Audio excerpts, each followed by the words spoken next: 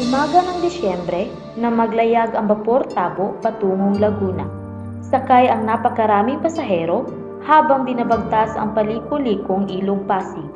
Ang Bapor Tabo o mas kilala sa tawag na daong ng pamahalaan ay maituturing na ang barko ay may lahing Pilipino dahil pinamunuan ng mga reberendos at ilustrinos.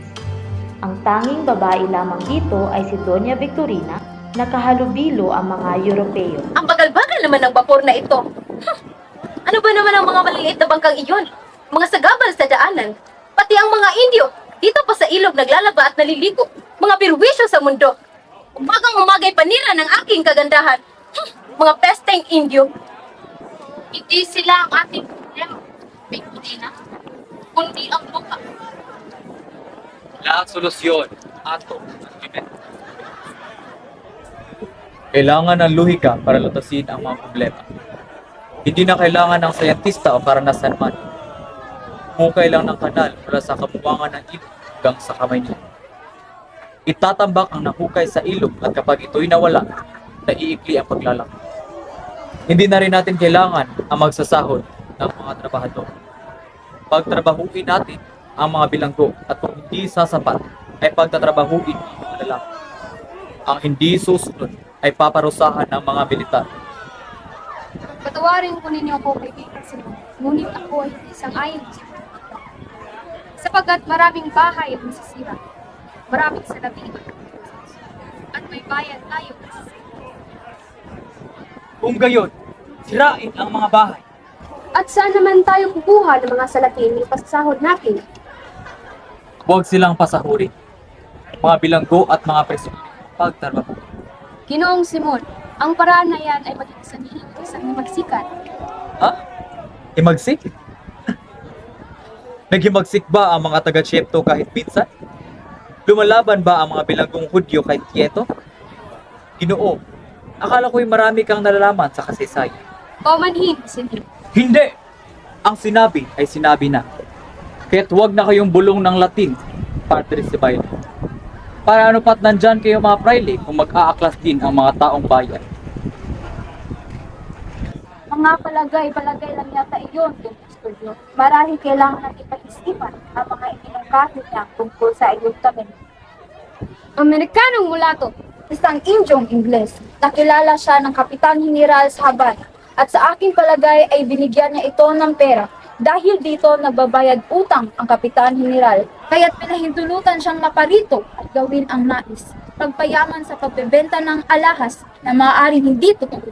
Napakawalang utang na loob matapos pirahan ng mga Indyo. Ang mga panukalang hindi sinasangkunin ng mga taong matagal nang naninirahan dito sa Pilipinas ay hindi maganda. Isang panukalang nangangailangang pag-ukulan ng malaking halaga. May isang bagay akong imumungkahi sa inyo. Ngunit bago ang anong paman, may nais akong ipanukala, ispayak, napakapaginabang, at para sa At ano naman ang proyektong ito? Nakakita na ba kayo ng itik? Sa inyong palagay, hinuhuli namin iyon sa lawa? Hindi. Hindi iyon na ibig kong sabihin. Ang tinutukoy ko ay tulad sa inaalagaan sa Pasig at Pateros. Alam ba niyo kung pagkakain nila? Ngunit, ano naman ang kinalaman nito sa proyekto? Papalagain ko ng itik ang dapat sa may bayan ng lawa. At makikita ninyo ang palalaki ng mga itik ng ilog sa pagmuli ng mga kayong suso. Ganyan kasimple ang aking panahal. Papahintulutan po ba ninyo akong ilaghala ng panahal? Ngunit, doon Custodio, kung ang lahat ng tao sa baybayin ay mag-aalaga ng itik, ay dadami ang balot. Nakakadiri! Mabuti pa'y tabunan na lamang ang lawang iyan. Ay nako!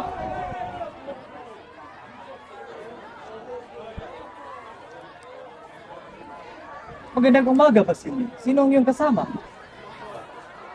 Siya pala ang aking kaibigan. Isa gani, taga-ibang bayan. Oo nga, sa ibang bayan, Basilio. Kakukurit ng mga tao ng isang aso na sa tingin. Mawalang galang na po, senyor. Ngunit, hindi naman namin kailangan ang mga alahas. Uminom tayo ng sorbesa, Senyor Itagani, Senyor Basilio. Uminom tayo para sa panglaran ng inyong bayan.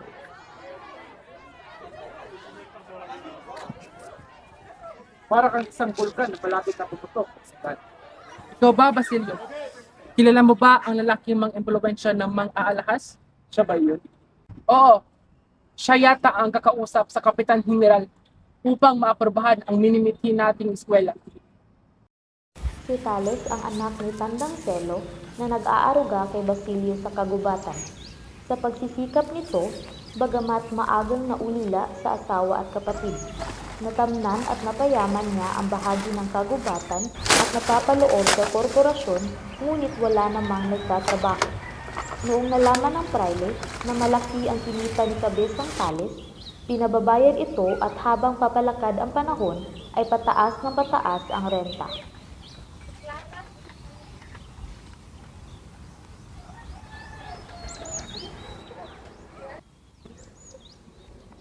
Sula pa pang pag-uwi natin, Ama, sapagkat tayo isinilang na walang damit. Nais ko pa man sanang mapag-aral ang aking anak. Huminahon ka, anak. Mas malayang magaswan ka. Bayaran mo na lang ang natitirang renta at susuklian ka naman ng dasal at misa. Isipin mo na lang na nahulog sa ilog at kinain ng masinong na buaya. May gagawin lang ako sa loob.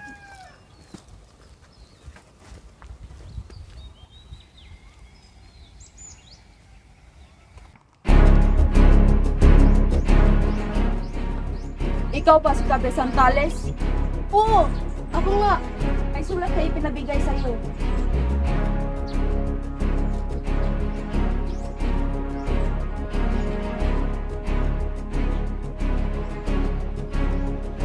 Ha? 500 piso? Hindi ako papayag!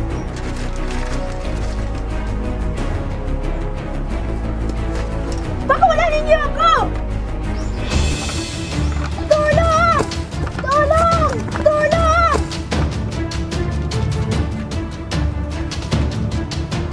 Tandang-selo! Tandang-selo! Umupo muna tayo, hanggang. Tandang-selo! Hindi nila maaaring dakpin ang aking amang ganoon lamang. Hindi sila dumaan sa wastong kautusan. Hindi ito maaari!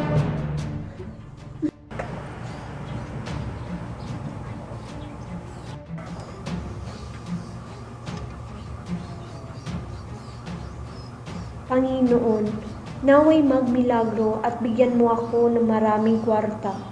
Hindi na sana dumating ang bukas na aking pinapangambahan.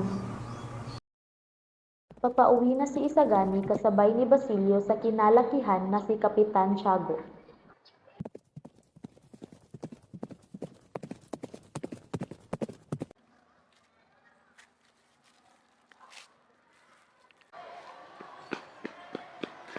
Ginoo, naibihag si Kabesang Tales. Ano?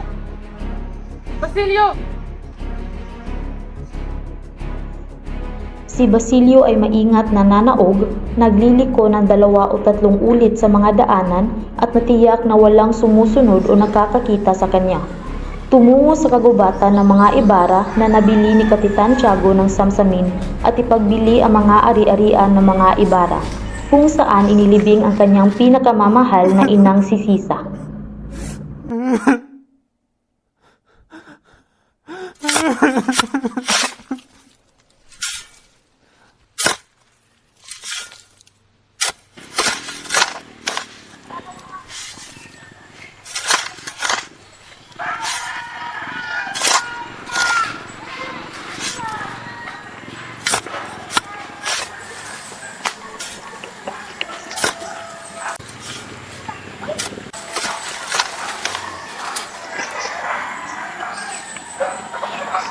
Ginong Simon?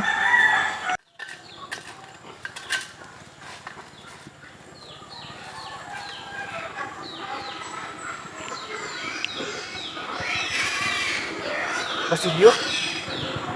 Anong ginagawa mo dito?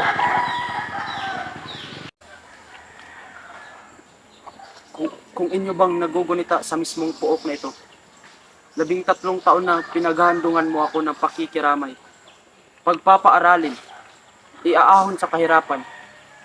At kung hindi ako nagkakamali, ikaw si Ginoong Crisostomo Ibarra, na ang pagkakaalam ng lahat ay patay na.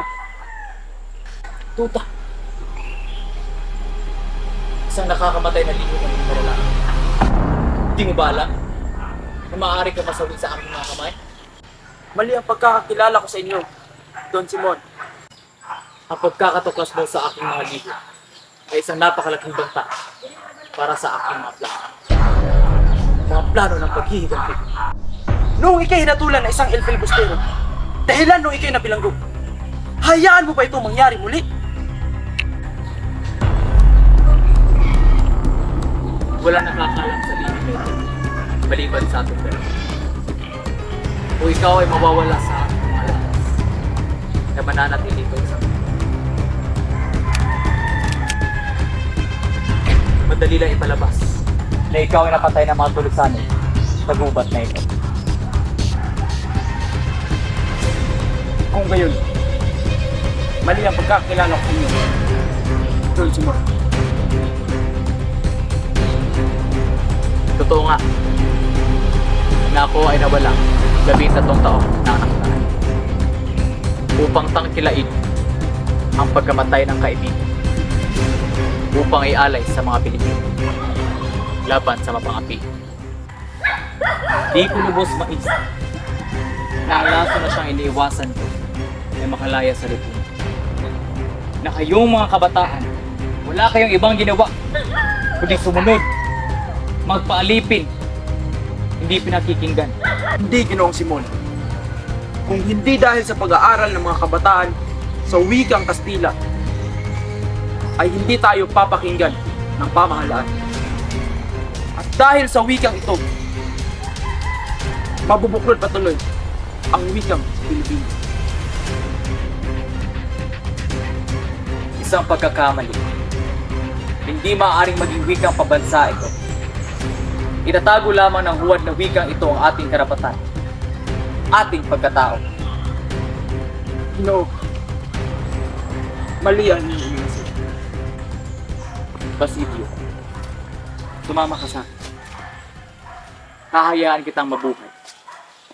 Basta't sasamahan mo ako sa aking paghihiganti. Salamat, Ginoong Simon. Ngunit, ako ay may mga pangarap din. Gusto kong makapagtapos at maging isang ganap na doktor. At ano ngayon, kung ikaw ay makakapagtapos? Maging masaya ang bayan. Maging malaya ang bayan. Hahayaan mo lang bang mabulok sa lupa ang iyong ina't kapatid? Habang sila'y tinatapak-tapakan ng mga taong pumatay sa kanila? Ngunit, Ginoo, Lumulubog na ang araw, Basilio. Bumalik ka na sa inyo. Hindi ko na naisin na tatakpan mo ang aking pagkatao. Kahit na ihayag mo ito, wala rin namang maniniwala sa iyo. Gayunpaman, kung magbabago ang iyong isipan, hanapin mo ang aking tira sa school.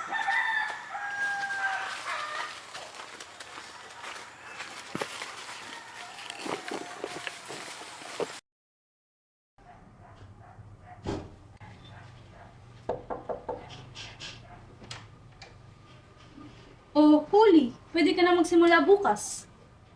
Ngunit Pasko po bukas. Kung ganon, ibalik mo na lang sana ang salapi na ipinahiram ko sa'yo. Sige po, babalik na lang po ako bukas.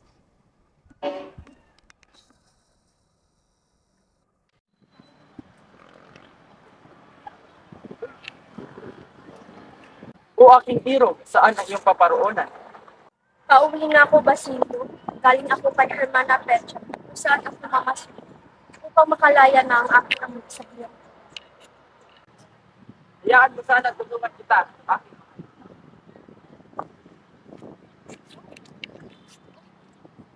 Oo nga, Huli. Maaari kami makahingi ng pera sa aming mga kakilala upang makalaya ang iyong ama. Naku, huwag na. Kaya ko na ito. Nakakahiya na sa inyo. mahal. Hayaan mo kami tulungan ka sapagkat magkakaisang dibdib naman tayo. Huwag ka nang mahiya, aking hero. Hay, Moira Paulita! Bakit dikit na dikit ka sa Indio na yan? Nakakadiri! Tingnan mo ang kanyang suot. Wala kang may rarating sa buhay kapag iyan ang iyong pinag-iisang dibdib. Halika na dito at umuwi na tayo. Nandyan na ang aking tiya. Mauna na ako sa inyo. Ikaw talaga, napakalindi mo. Bata ka. Bakit hindi mo uwi ka?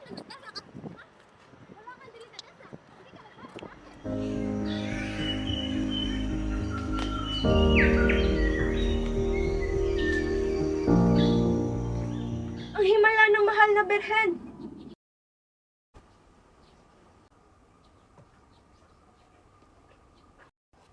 Wala. Tuluyan na nga talagang naging malupit ang kapalaran para sa akin. Ang himala ng mahal na Birhen na tangi kong pag-asa upang makaligtas sa napipinto kong pagiging katulong ay nawala na. Dapat ko na rin yatang kalimutan si Basilio sapagkat ang isang taong may mataas na pinag-aralan ay malabo nang tuparin ang pangakong kasal sa isang babaeng katulong lang.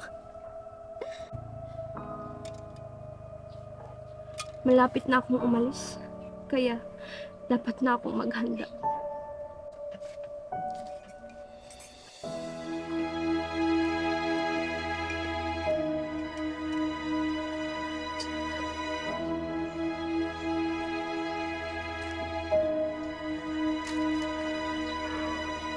Dahil sa pagsisikap at pagtatrabaho ni Huli kay Hermana Penchang, si Kabesang Talis ay nakalaya at nakabalik sa kanilang tahanan. Ang kasakiman at pagiging puso ng mga praile ang nananaig. Walang pinipiling masaktan at masawi para sa sariling kailangan.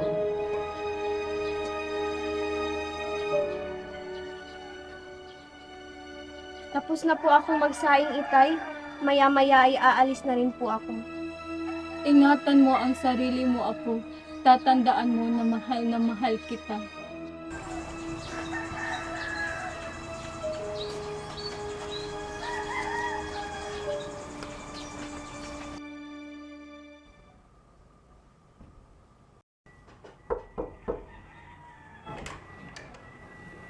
Oh, Huli. Magsimula ka na.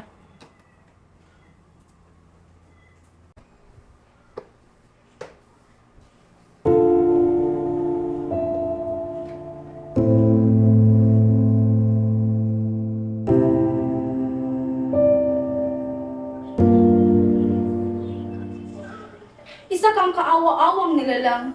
Dalaga ka na subalit hindi mo pa din alam ang tamang paraan ng pagdarasal?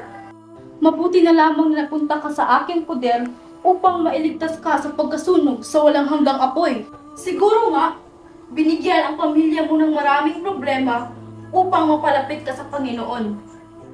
Basahin mo na 50 beses ang libro ng Tandang Basyo.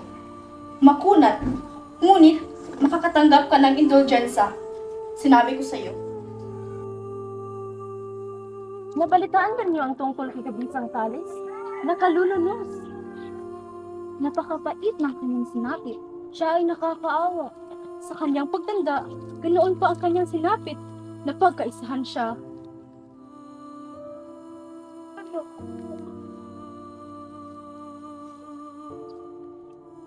Ano ang tinitingnan ninyo? Wala akong alam sa pagkamatay ni Kabisang Talis. Hindi nyo alam si Kabisang Talis? Sinuway niya ang huling utos ng korporasyon. Muli, hinirang ako upang samsamin ang mga armas ng mga tulisan na may hawak sa ama ni Huli. Hindi ako ang may kasalanan. Sinabi ko lamang na may hawak ng mga armas ang mga tulisan. Kahit na alam ko na kapag nakapagsugupaan ang mga ito at ang mga gwardyang sibil, ay tsak, kawawa ang Kabisang Talis. Basta, wala akong kasalanan. Sa wakas, napalaya na rin ako. Ang lupa ko, may bago na nagmamayari?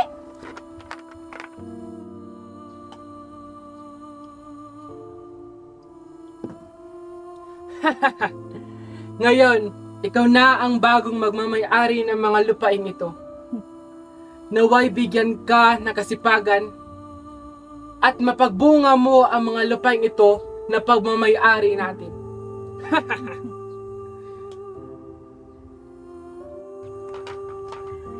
Ang mga walang hiyang iyon! Ako ang napakahirap upang palaguin ang lupang ito! Kinuha na nila sa akin ang lahat. Lalo pat kailangan na naming lisanin ang aking tahanan sa loob ng 3 araw dahil sa bias ng utos ng hukuman. Hindi! Isa lamang itong panaginip. Hindi mawawala ang mga pinaghirapan ko. Bunga ito ng aking puyat, pagod at sariling pawis. Nasaan ang katarungan? Nasaan?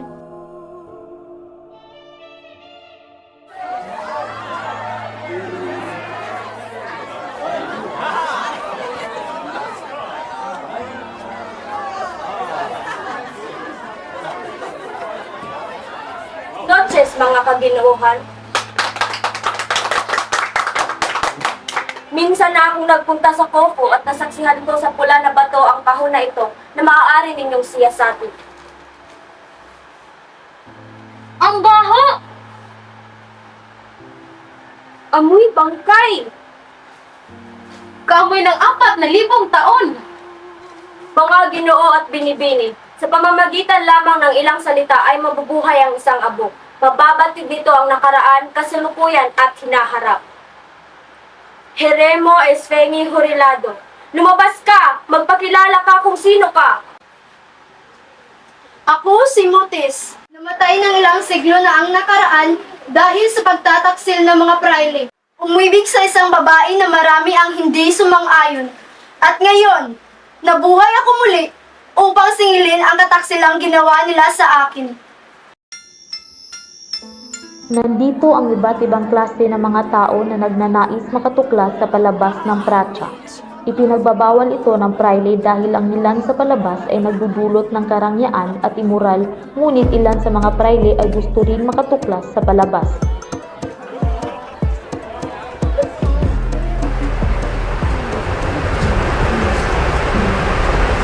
Iniibig kita, Paulita. Bakit ba ang hirap mo makaintindi? Hindi maaari, Juanito. Kagustuhan lamang ng aking tiya lahat ng ito.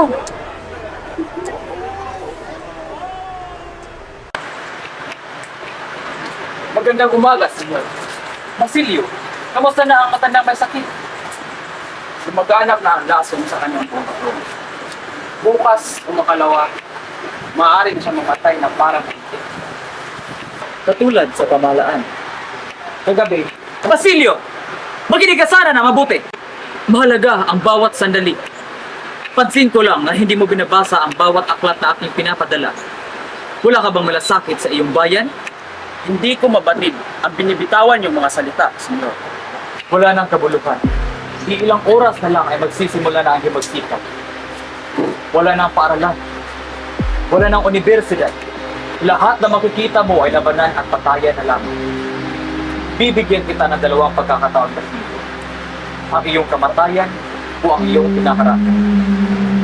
Aking kamatayan o pinaharap? Sa pamahalaan o sa amin? Sa panig ng maniniil o sa panig ng inyong bato? Magpasya ka, Basilio. At ano ang aking gagawin, Senyor?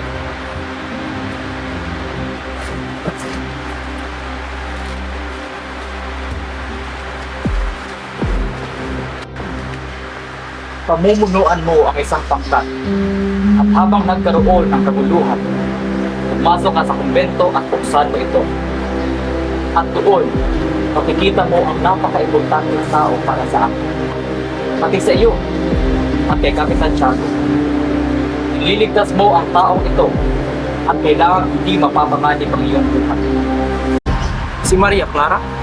Mismo! Ang totoo ay, ako'y naparito upang iligtas siya.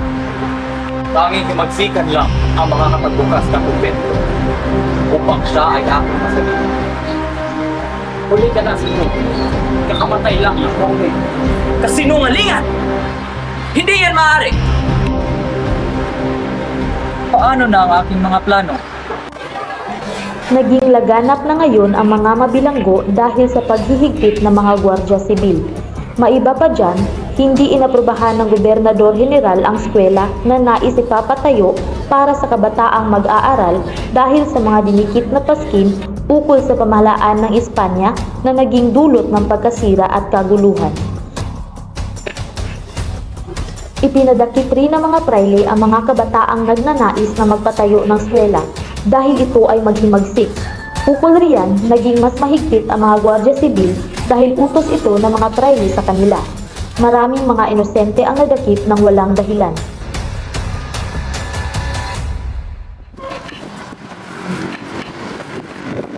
Mga kaibigan, narito ako upang kayo. Nasaan ka nung pigil? Bakit hindi ka dumalo?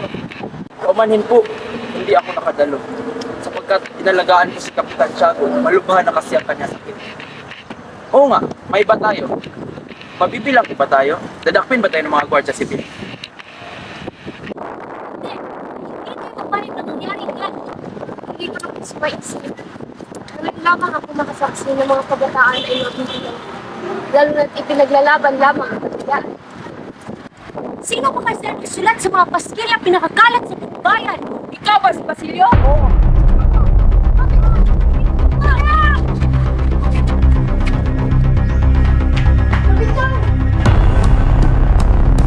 Kapitan Tiago, nais ko po sanang iparating sa inyo ang balitang wala na po ang inyong anak na si Maria.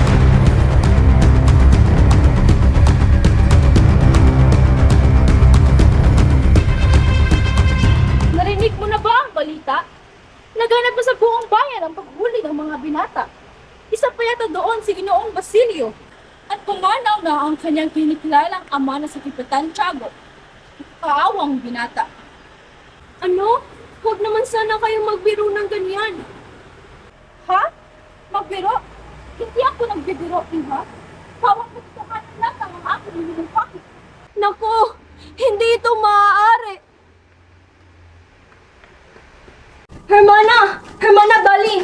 Nais ko po sanang samahan mo ako patungo kay Padre Camora. Meron akong sasabihin sa kanya. Oh, huli. Parang nagbago ang ihip ng hangin. Sige, tayo na.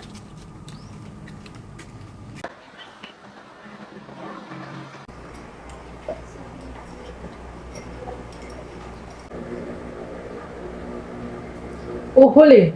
Magandang araw. Ano ang ginagawa mo rito? Padre, nais ko po sanang humingi ng tulong sa inyo. Sabi niyo po noon na kung kailangan ko ng tulong ay hihingi ako sa inyo. Umupo ka muna, Iha. Ano bang tulong ang kailangan mo? Padre, ang aking kasintahan na si Basilio ay nakakulong. Namatay pa ang kanyang kinikilalang ama na si Kapitan Tiago. Nais ko po sanang palabasin niyo siya. Lahat ay aking gagawin, makalaya lang sa kulungan ang aking iniirog.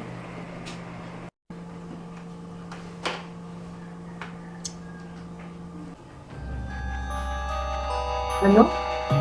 Ang iyong kasintahan na doktor ay nabilanggo? Lahat ay iyong gagawin? Para sa akin? Kapalit ng kalayaan ng iyong iniirog? Kung ano man po ang kapalit ng pagkalaya ni Basilio, huwag na lang, Padre. Sa iba na lang ako hihingi ng tulong. Teka, huli. Diba, sabi mo sa akin ka lang hihingi ng tulong? Pagbigyan mo na ako. Isa lang.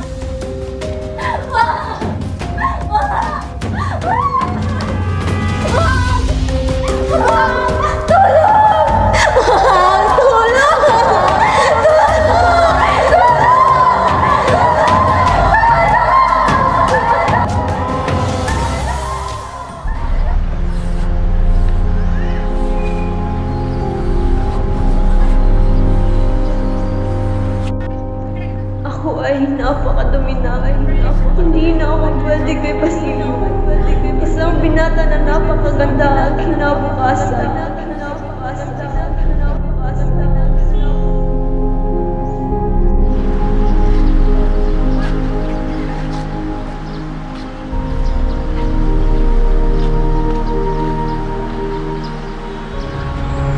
Hindi na ako bagay mabuhay sa mundo.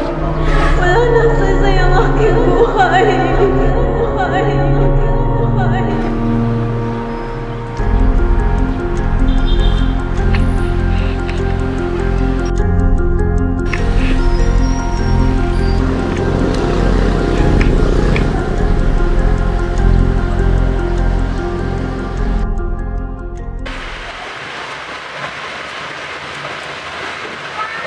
Basilio, Isagani at mga kasamahan, maaari na kayong lumabas.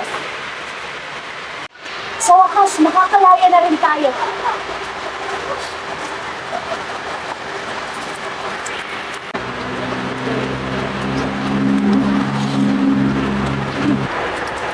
Nakakaawa naman ang binata. Oo nga, namatay pa ang kanyang kinilalang ama, namatay pa ang kanyang kasintahan. Nakakaawa ang kanyang sinapit. Ano? Wala na ang aking kasintahan at si Kapitan Tiago.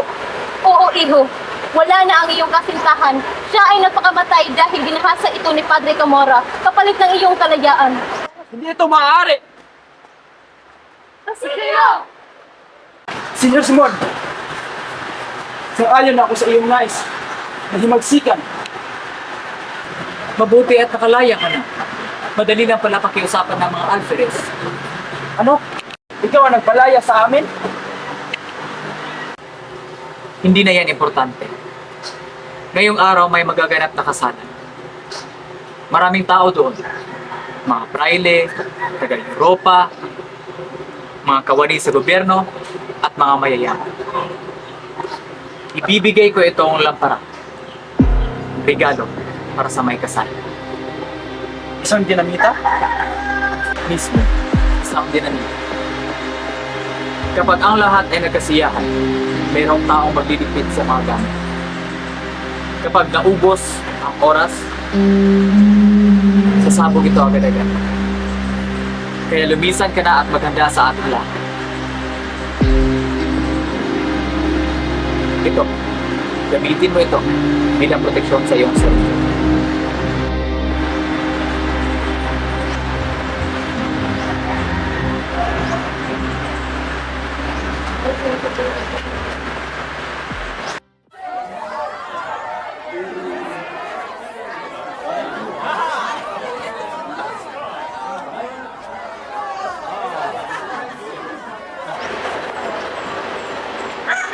Ang ganda ng araw na ito. Naikasal na rin ang aking pamangkin sa nakakagwapo na si Juanito. Kaya sa naman may kasal siya doon kay Isagani na iyon. Wala yung mararating sa buhay. Nandidiri ako doon. Ha? Hay nako. Magsayawan ng labang tayo. Salud.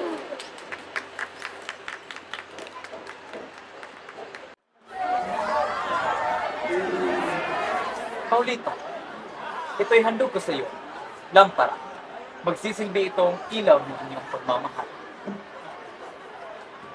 Maraming salamat sa inyo. Halika't magsayahan tayo. Salamat po, Don. Ngunit ako ay aalis na. Marami pa akong aasikasuhin sa aking mga anak. Sige.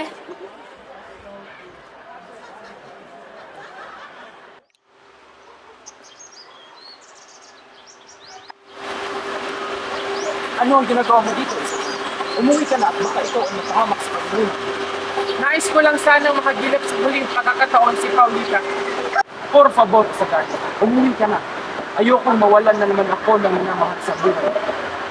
Lumipas ang oras at ang lampara ay sasabog. Umuwi ka na. Ayokong madamay ka pa. Amin. Sagani!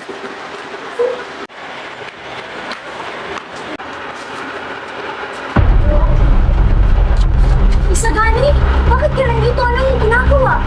Umalis na kayo lahat dito. Puputot ang lampara ito dahil nilagyan ng dinamita ni Senior Simon. Tumakbo na kayo ngayon din! Alianin niyo! Mga nasabang tayo!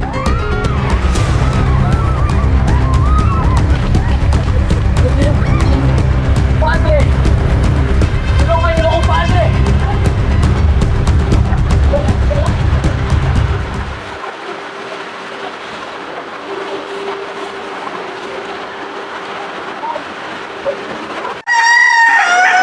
Senyor, anong nangyayari sa iyo? Maya-maya ay dadating ako ng mga gwardiya sa pin. Kahit sa huling pagkakataon, ayoko magpadakip ng buhay. Padre, meron akong ipukundisal sa iyo na matagal ko na tinatago. Senyor, Ako si Crisostomo Ibarra. Naakala ninyo ipatay na. Nagibangan niyo ako upang maghiganti sa mga kaaway at para maipatupad ko ang iyong magsikat upang magbago ang ating bayan. Naway patawarin ako ng Panginoong may kapal. kahit anumang kasalanan at inaging mo ito bilang iyong kasalanan, patatawarin ka ng Panginoon, anak. May napakalaking buwan sa ilalim ng aking gapat. Nandoon lahat ng aking mga kayamanan. Sa inyo na yun, napalit ng pagkakabuti sa akin. Pagkamabuti na pride sa buong bayan.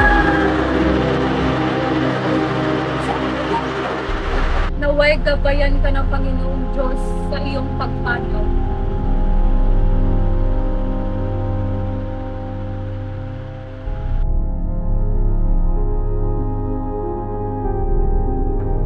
Marahil sa ilalim ng tubig ay hindi na magdudulot ng masama ang kayamanan ito. Hindi nito mababaluktot ang tuwid. Hindi marinig ang tawag ng kasakiman. Diyos na ang bahala kung papaano ka iaahon mula sa sinapupunan ng dagat.